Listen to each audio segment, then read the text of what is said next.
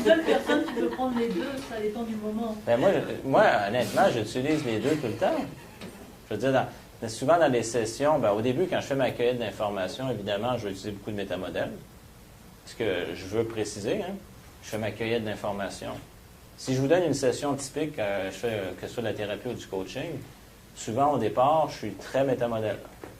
Je vais chercher de l'information, je précise.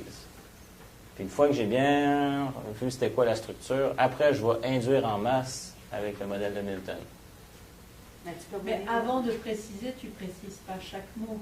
Tu précises ce qui a l'air de mieux apparaître à la surface. Donc, quelque part, qui est un vocabulaire spécifique, général, approprié pour cette personne. Je ne suis pas sûr d'avoir compris. Quand on fait de la collecte d'informations, oui. L'information n'est pas sur tout ce que la personne dit. Non. On ne s'intéresse pas autant au focus sur des... Bien, je cherche à savoir, si, mettons, je prends l'exemple ici, je vais voir quelles sont ses distorsions, quelles sont ses généralisations, quelles sont ses omissions. Donc là, selon le langage du métamodèle des fils de perception, donc j'identifie des structures. Donc déjà, au niveau des 3 fils perceptuels. Puis même ces fils perceptuels, qu'est-ce qui amène avoir ces fils perceptuels-là?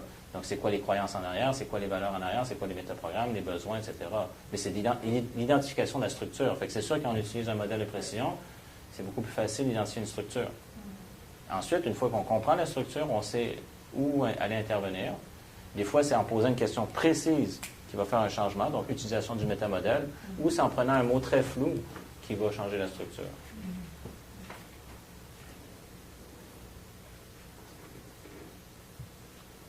Tu peux voyager dans Absolument, oui. Oui, c'est ça, je vous dis, les deux. Erickson utilisait son modèle, puis Fritz Perls ou Virginia Satir utilisaient le métamodèle. Et les trois étaient des thérapeutes hors pair. Moi, je vous dis, avec le bagage PNL, c'est mon expérience, puis celle que j'ai partagée avec d'autres collègues, au début, pour faire une cueillette d'informations, le métamodèle est excellent. Puis après, on peut se servir encore du métamodèle avec des questions précises pour faire des changements, comme on peut induire avec un langage flou pour faire les changements. Et c'est sûr que Milton prenait le temps, Milton Erickson prenait le temps d'écouter les gens. Oui, parce que sur Internet, là, je suis tombé sur quelque chose où est-ce que c'est de Milton. Mm-hmm. Puis, je te dis que quand il fait sa cueillette d'informations, là, écoute, c'est de la cueillette d'informations, là. Et là, il arrive, puis c'est après, là, c'est sûr qu'il utilise sa méthode, lui, là, mais dans sa cueillette d'informations, c'est vraiment la structure qu'il va chercher de la personne. Mais là, dans le cas présent, ce qu'on fait, quand ils ont identifié ces modèles de langage, c'est pas voici la méthode d'intervention de Milton Erickson, c'est voici un modèle de langage hypnotique qu'on appelle le modèle de Milton. Oui. Voilà. Oui, mais dans ce que moi j'ai trouvé, c'était comme toute la cueillette d'informations, c'était lui qui l'avait fait aussi. Oui. Il y avait comme un modèle de sa cueillette d'informations à lui. Mais je te dirais que c'est... Toute personne qui est efficace, que ce soit des coachs, des communicateurs, tout ça, les personnes, c'est important d'être précis, de comprendre. Plus on a une précision, plus on peut faire une intervention efficace. Donc, thérapeute, coach, formateur, donc, mettons, je comprends, OK, c'est quoi que vous n'avez pas catché, tout ça. Je veux dire, même quand on veut cibler un groupe, mettons, en marketing, plus on a une précision, on comprend c'est quoi la philosophie de ces gens-là, leur manière de penser, plus c'est efficace. C'est pour ça qu'il y a des gens qui sont payés des millions pour diffuser de l'information, hein, d'avoir cette compréhension. Fait que ça commence toujours par ça, d'avoir une compréhension. Donc, mais en tant que tel, en ce moment, on fait juste parler des modèles de langage. Mais dans les deux cas, je veux dire, il y avait de la cueillette d'informations, évidemment, pour être précis. Mais sa cueillette d'informations, Milton est quand même précis. Oui, c'est ça. C'est comme... c'est pas en général. Sa technique est générale. La méthode d'intervention qu'il utilisait, oui, c'est ça. Un langage flou. Ouais. Un langage flou. Pas sa cueillette d'infos. Ouais. Des fois, je regarde le métamodèle, puis je trouve que ça ressemble à ça, mais c'est pas ça qu'il parle dans le papier que j'ai, là, mais quand il prend sa cueillette d'informations, il n'appelle pas ça le métamodèle, lui. Je ne sais pas si il n'en parle pas. Non, mais c'est ça, je veux dire, en tout cas en PNL, en PNL, vous n'apprendrez pas quelle était la méthode d'intervention de Milton Erickson. Ce qu'on voit, c'est quel est le modèle de langage qu'il utilisait pour amener les gens à faire des changements. C'est ça. Fait qu'il n'y a pas toutes les étapes, comment il faisait pour faire sa collecte d'informations, tout ça. De toute façon, on l'a avec le métamodèle. C'est sûr et certain qu'un gars comme lui, pour arriver à faire ça, il devait comprendre quelle était la réalité de cette personne-là pour être précis. C'est ça. Mais ça ressemble. En tout cas, moi, j'en ai déduit que c'était le métamodèle, mais c'était peut-être pas ça, il ne l'appelait pas de même. Ben, il ne l'appelait pas de même, mais ça fait longtemps que je n'ai pas vu des vidéos de lui. Là. Souvent, le son n'est pas très bon là-dessus, je trouvais. Je ne sais pas, moi, c'est ça, je l'ai fait une, là. Ouais. Mais c'est un. Je suis allé sur Google pour avoir des livres, là. Je veux savoir. Il y avait Jeannette veut savoir, moi, c'est Joanne veut savoir, là. Puis, je suis tombé là-dessus sur il donne un modèle, comment il faisait ses interventions avec ses patients. Les livres, c'est bon, mais encore là, il faut rappeler la notion de l'importance des mots, de l'intonation de la voix, puis même l'expression du corps. Puis c'est là que c'est intéressant de voir une vidéo. C'est ça. Parce que dans les livres, on n'a pas l'expression de la voix, on n'a pas le corps. Puis ça peut donner beaucoup d'informations, comme quand la personne est en train de parler, comme Milton Erickson, on va le voir, il va synchroniser la personne. Il va parler avec la même intonation que la personne, et des fois, il va mettre l'accent sur certains mots. Et puis c'est là qu'on voit toute la beauté, là, on observe, on écoute. Un livre, c'est le fun, ça donne une structure, mais quand on peut voir des vidéos, ça fait un changement, ça donne beaucoup plus une meilleure idée comment ils faisaient leurs interventions. Lui, j'ai déjà vu Virginia Satir aussi. Fritz Perls, j'avais vu aussi des vidéos. Évidemment, Richard Bandler, c'est plus récent. Donc, John Grinder. Tout ça, je vous invite fortement à aller regarder des vidéos. Moi, j'ai appris beaucoup en observant des vidéos de différents coachs et thérapeutes, formateurs. Ça fait plein de modèles à observer. Oui, c'est vraiment intéressant. Parce que des fois, les gens parlent, puis par exemple, ils disent, des fois, tu sais, il y a des idées, puis il y a des choses qui changent, puis ça vient, puis ça change. Et juste ça, il y a une induction qui est faite en faisant ça. Là. Ou des fois, on retourne dans le passé, puis on peut repenser à certaines choses.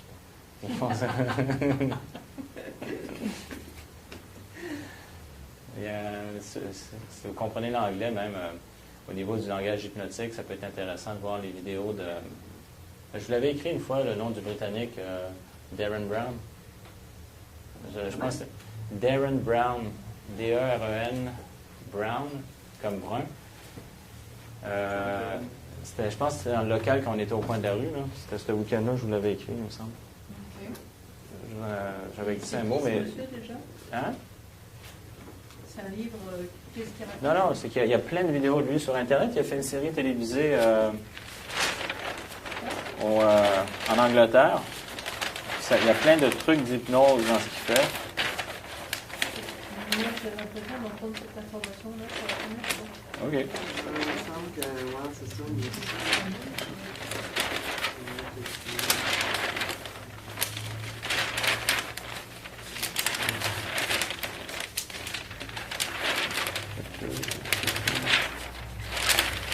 Ici.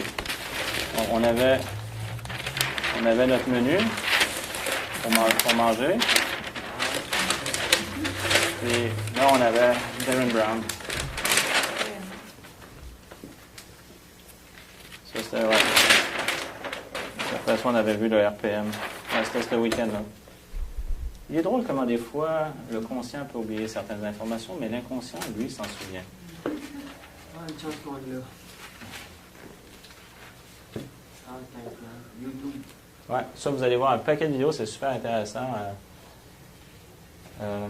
Est-ce que vous parlez anglais, tout le monde? Est-ce que vous vous souvenez de cette image-là? Oui, moi je l'ai ici comme note, là, Darren Brown. Je sais, je l'ai écrit à quelque part. Moi, le nom, Brown me disait quelque chose. Fait que ça, même ce soir, si vous allez regarder ça, vous allez peut-être... Mais il est fort. probable que demain, vous allez me revenir avec un paquet de commentaires et de questions. Parce que c'est hallucinant ce qu'il fait. Ah ouais? Il utilise ça, c'est incroyable, là, comment il...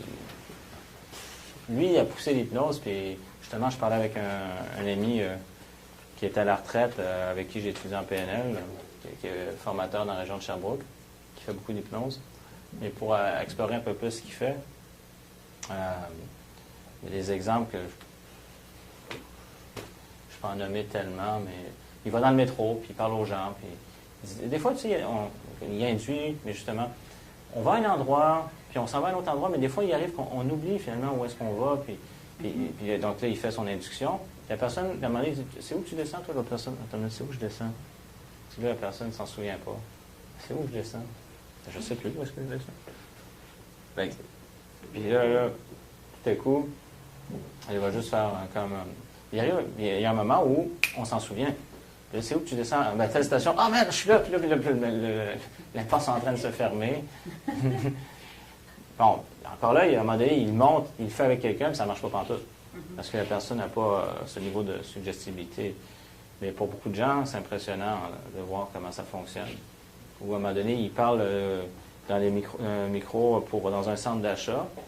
Donc, pendant, je pense, 1 heure, il fait des inductions, une fois de temps en temps. Mesdames et messieurs, nous sommes heureux de vous accueillir dans le centre d'achat, blablabla. Puis il fait toutes sortes d'inductions à travers ça. Puis à un moment donné, il envoie une commande, puis les gens, ils marchent dans le centre d'achat, puis tu vois comme des dizaines de personnes qui lèvent la main. Ils ne comprennent pas pourquoi ils lèvent la main.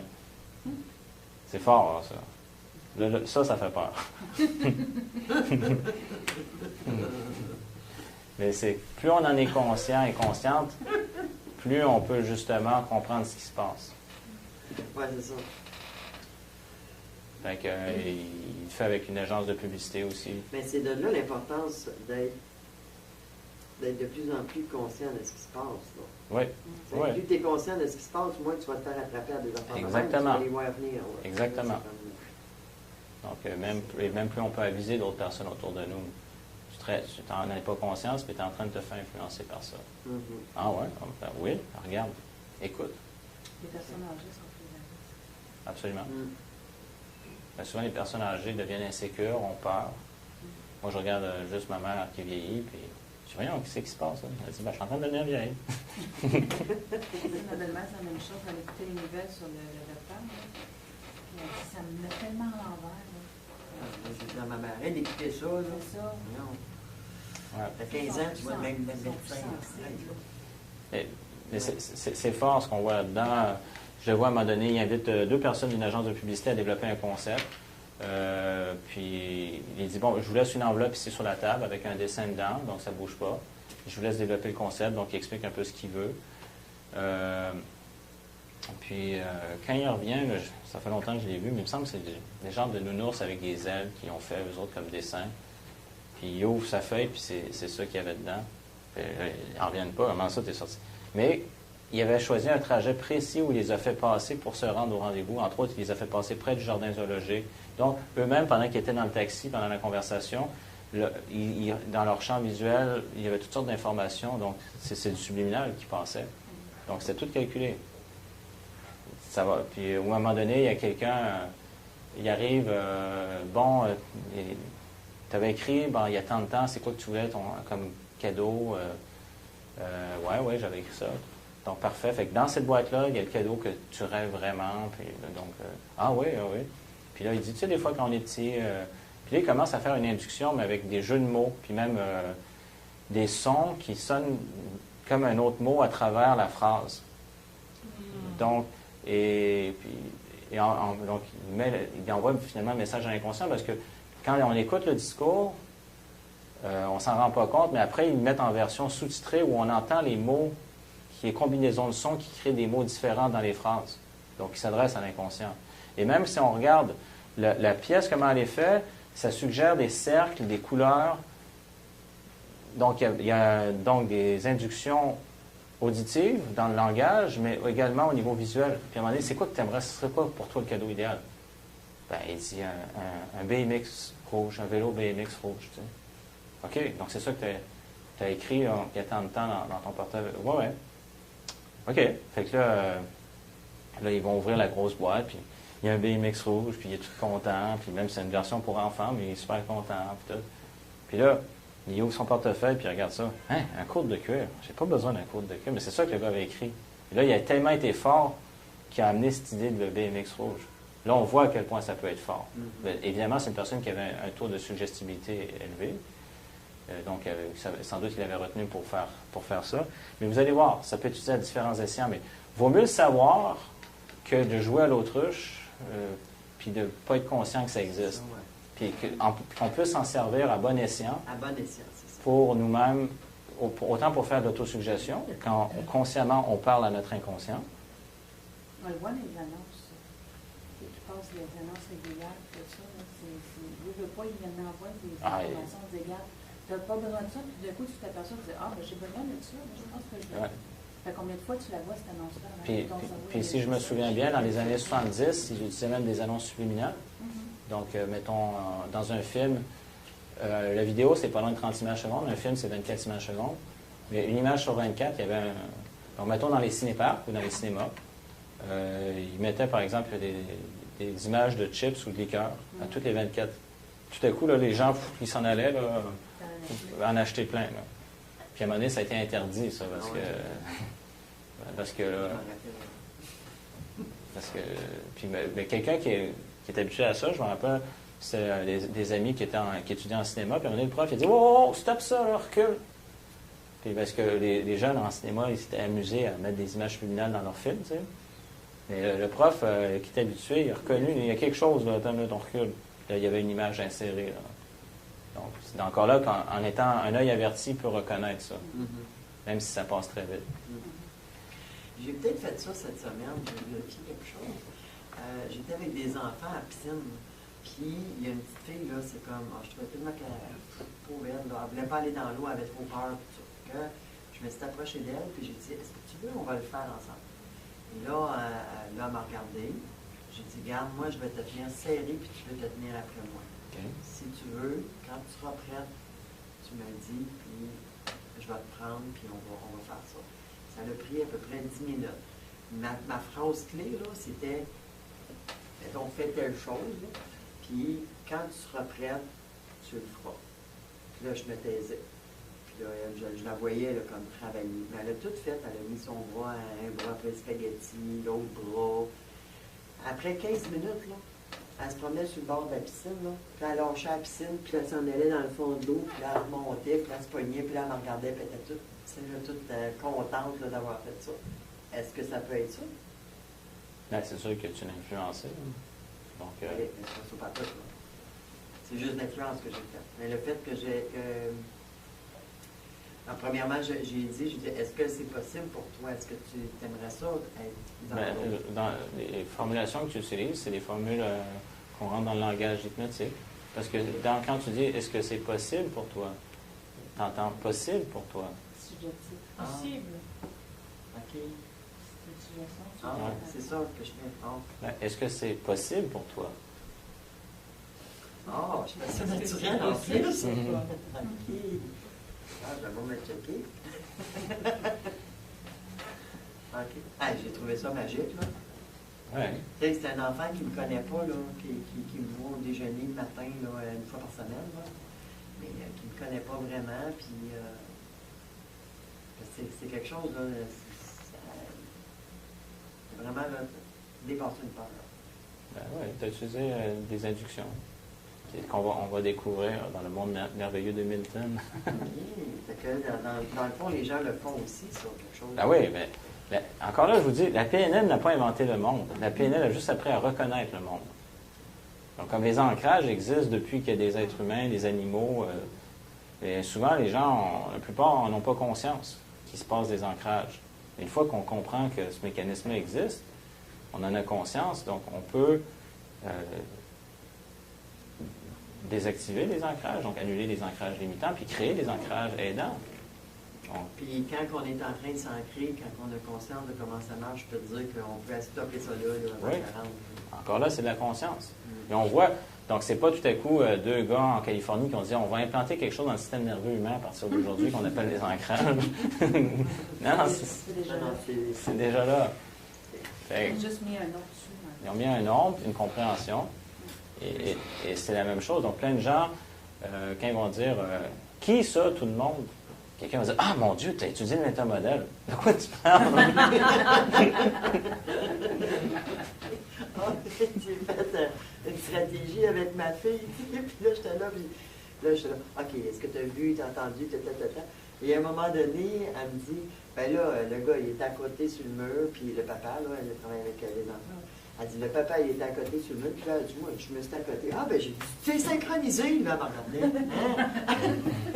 Hein? J'ai dit, tu as créé le rapport. Hein? C'est correct. On continue, on va t'expliquer ça. C'est drôle. Non, c'est ça, on fait juste reconnaître des choses, mais on existait avant la PNL. Ouais. C'est juste qu'on comprend la structure.